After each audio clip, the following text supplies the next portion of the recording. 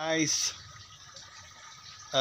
ari kami diri subong pod sa akon nga palalabs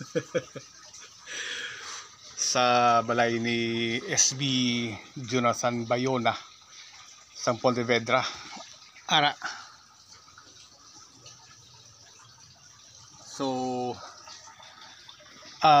nagdulong kami diri sang iyang product para sa iya tubuhan. Sorry sa. Amo ni aton nga flagship product. Amo nang solubilizer para sa iya nga 4 hectares na late planting diri sa Pontevedra. Okay, so aga pa kami lukso. Naglumpat all the way from Bacolod. Nagmotor na kami as usual via La Carlota pakadto diri sa Pontevedra sa barangay Antipolo. So amo na nga pag-abot namon diri, nag-text pa sa akon si SB nga naga-bike pa sila ni Mayor. So muna medyo exercise pabalhas kay ti aga pa kami nagabot. So guys, tanawan nyo bala ang lawn ni SB. Katahom sa iyang balay, may mga prutas. Dugay-dugay mga water na karon sang iyang ano kayo, karabutan.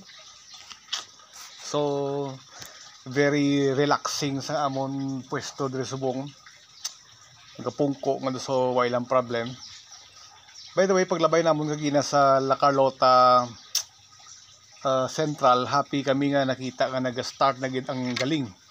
Kay nagaaso ng simburyo but silingon ng amo ni ginahulat sang tanan, especially sa mga planters diri sa Negros ang abri galing kay of course. Da naman naga-start ang ilang income. Kag since nga akon nga product gina-mix sa abono, kung magpaabono sila sa tubuhan especially, so meaning do nagasabay man ang akon nga negosyo sa ini nga sugar industry. So at least happy man ako nga maka-generate naman pipila nga akon nga business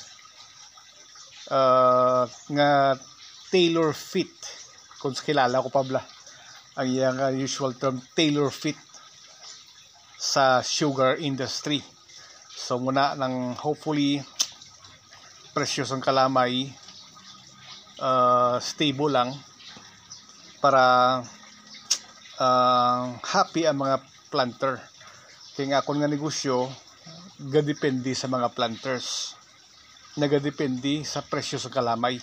Kung happy ang mga planter sa ilang income, happy man ko kay mabaklan mo ko nila. Hindi lang ginagmay, probably volume. Kaya yung product maginakol, pwede na siya actually makaiban 50% ang abono. Ito mahal ng abono, kung mahal ang crudo, mahal man ang abono. Kaya yung mga inorganic fertilizer, crude based ni sila ng mga products.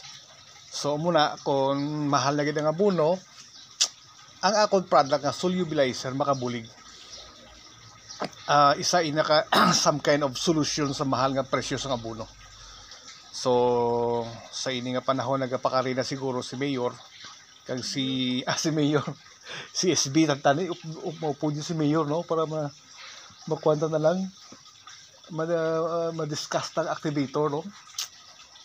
Kaya mo na ang amon nga life kung ara ka sa marketing dapat PR ka gid, connections kag hindi ka na person kilala ko lang mag-sales talk daw ubos-ubos gila pati mga driya vlog nga nami gini bakla hindi na sa amo amo na. So guro after antes na bayaan guro ng Antipolo, after antes na mon lisanin ang Antipolo, malibot-libot kami anay kadali sa mga 2 or 3 pa ka mga big planters out there.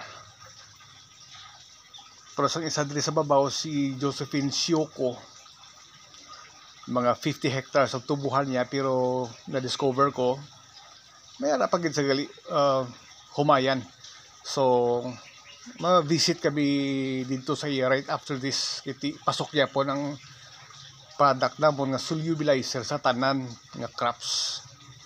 So siguro ga pakarina diri CSB, so i-cut ko na ang akong short video. So pabush.